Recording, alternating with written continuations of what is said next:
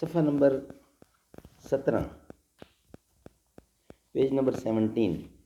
نماز مترجم میں ضروری مسائل و تخریج۔ بے شک نماز بے حیائی اور برے کاموں سے روکتی ہے۔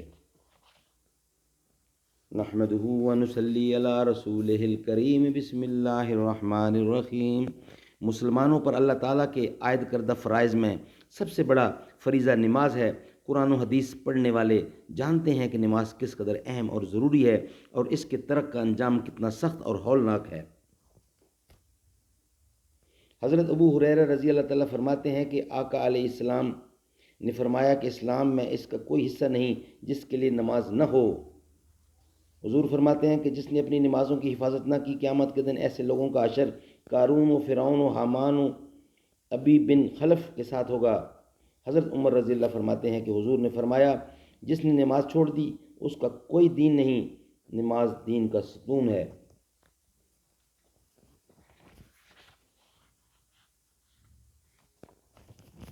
اذان کی دعا، اذان کے بعد مؤذن و سامعین درود شریف پڑھ کر یہ دعا پڑھا کریں۔ اذان کے بعد کون سی دعا پڑھنی ہے؟ وہ یہ دعا پڑھنا لازم ہے۔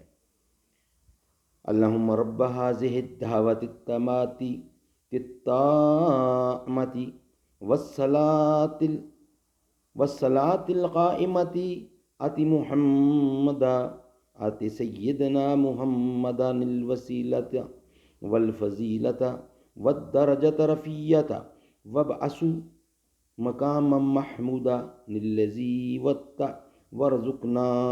وارزقنا شفاعتہ یوم القیامۃ انک لا تخلف المیعاد برحمتک یا ارحم الراحمین۔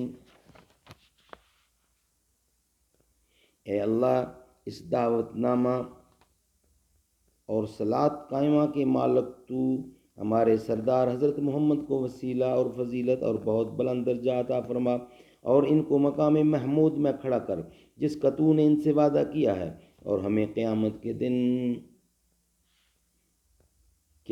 دن کی شفاعت نصیب فرما دے۔ بے شک تو وعدہ کے خلاف نہیں کرتا۔ ہم پر اپنی رحمت فرما، اے سب سے بڑھ کر رحم کرنے والے۔ ضروری مسائل۔ بہتر یہ ہے کہ مؤذن صالح پرہیزگار ہو اور ثواب کی نیت پر اذان کہتا ہو۔ خنسی، فاسق، فاجر، نشہ والا، پاگل اور ناسمجھ بچے کی اذان مکروہ و واجب الاعادہ ہے، یعنی دوبارہ پڑھنی ہوگی۔ صدق اللہ العلی العظیم و صدق رسولہ النبی الکریم۔